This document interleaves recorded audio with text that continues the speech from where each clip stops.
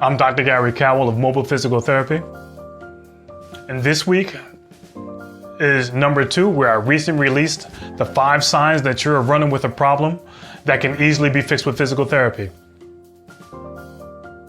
So each week we'll be going over each of these signs in a little bit greater detail. And this week we'll be going over sign number 2, as well as 5 common injuries that are seen in runners.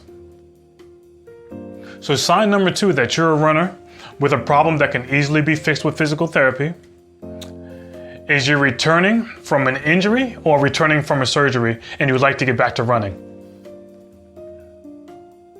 We'll also go over the 5 common injuries that we see in runners.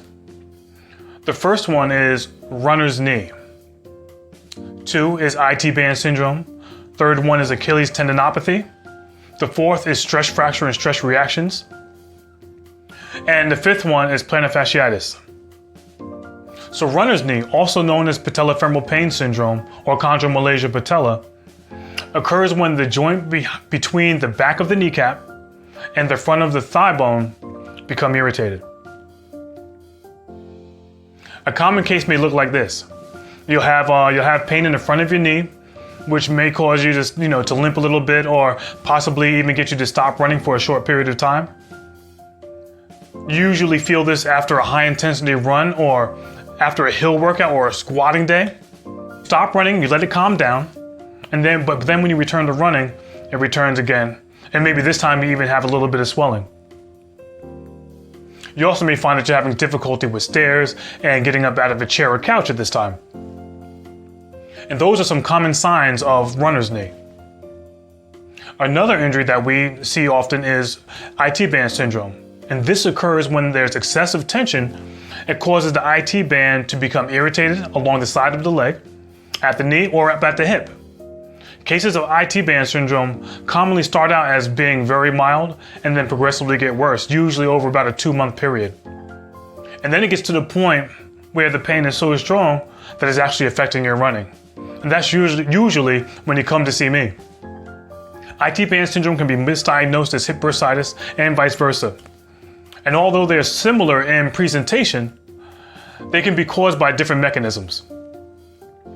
The third injury we often see in runners is Achilles tendinopathy. This occurs when the Achilles tendon on the lower leg near the ankle, it gets irritated and inflamed. Just like the other injuries we spoke of, Achilles tendinopathy commonly starts off as a low-grade discomfort as well, usually following a hill workout, and it progressively gets worse until you notice that it's affecting your ability to run. Achilles tendinopathy is usually the result of what we call excessive pronation or staying in pronation for too long during your runs. This commonly affects those between 30 and 50 years of age. And the 4th injury is stress fractures and stress reactions. Common places where stress fractures and stress reactions occur are at the tibia at the lower end of the leg, the outside of the foot, and the small bones underneath the big toe called the sesamoid bones. Stress fractures and stress reactions are almost always due to an overtraining effect. And this happens when the repetition occurs at a frequency that is greater than the tissue's ability to remodel. And that's when you get a stress fracture. Actually, about a month ago, a former client of mine called because his daughter, who's a high-level soccer player, she spoke to me on the phone and asked, I asked her where it hurt, when did it start, what was her activity level during the pandemic compared to where it is now, and I had her take a picture and point to where it hurts.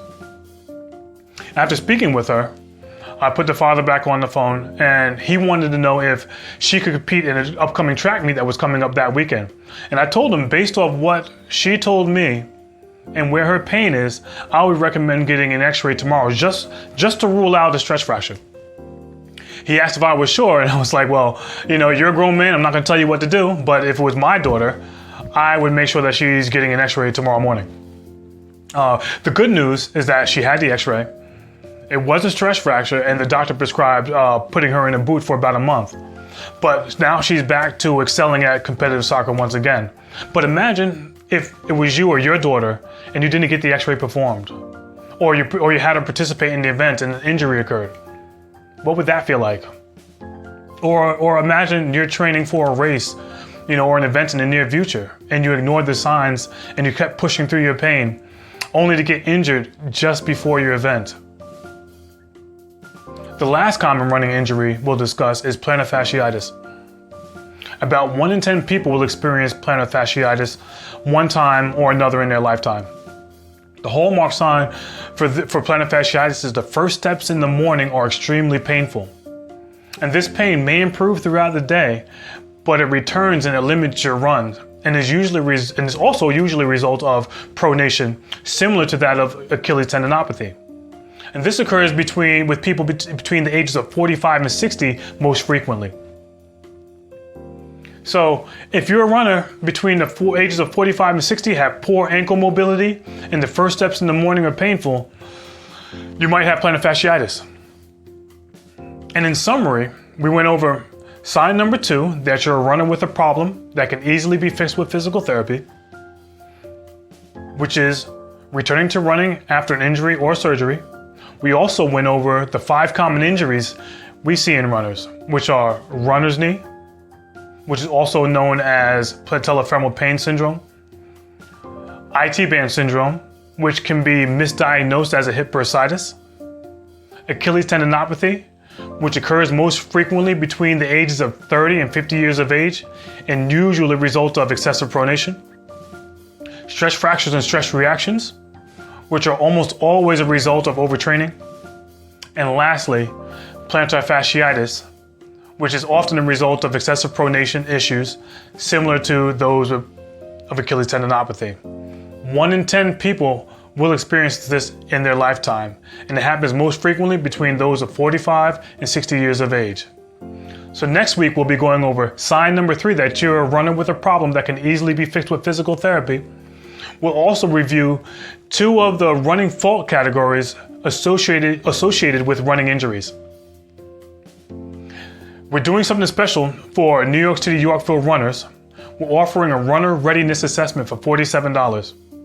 You're getting a fitness and running injury review, a runner's movement screen, a runner's movement control screen, and a doctor's report of findings. And that's a $250 value for $47. But there are only a few spots left. So if you have any issues with running, or you would like to return to running and learn more, just drop a run in the comments below, or click the link in the comments below, and a running specialist will reach out to you. See you next week, and be well.